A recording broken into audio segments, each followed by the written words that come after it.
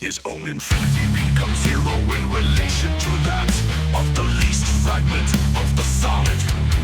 He hardly exists at all. Trillions multiplied by trillions of such as he could not cross the frontier even a breath. The ideal which he came to guess, and only because he felt himself bound by some mysterious power, yet breath is equally but nothing in the presence of the cone. His first conception must evidently be a frantic spasm, for less insane not to be classed as articulate thought. Yet, if he develops the faculties of his mind, the more he knows of it, the more he sees that its nature is identical with his own whenever comparison is possible. The true will is thus determined by his equations, and free because those equations are simply its own name. Spelled out fully, his sense of being under bondage comes from his inability to rid. His sense that evil exists to thwart him arises when he begins to learn to read wrong, and is obstinate that his error is an improvement cone of not talking of cones.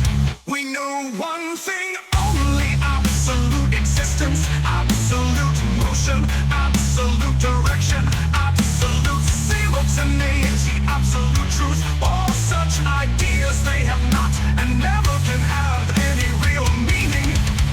If a man in delirium tremens fell into a filthy river, he might remember the proverb and clutch at an imaginary straw.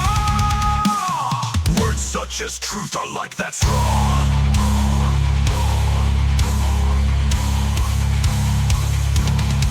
Confusion of thought is concealed, and its impotence denied by the invention. This paragraph open with "we know yet question," we make haste to deny the possibility of possessing or even of defining knowledge.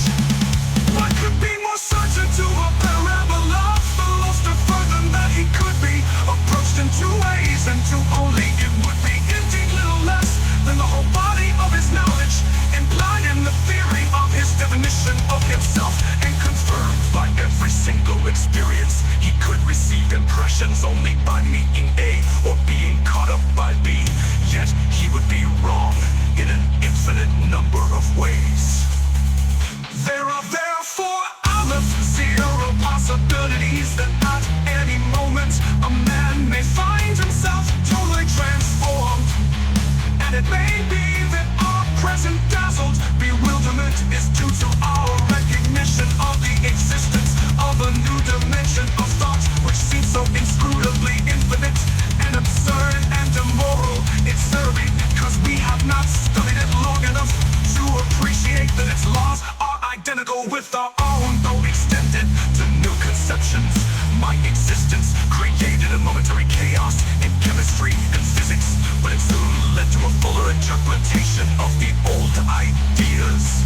It dispersed many difficulties, harmonized many discords, and yet they know nothing of true science.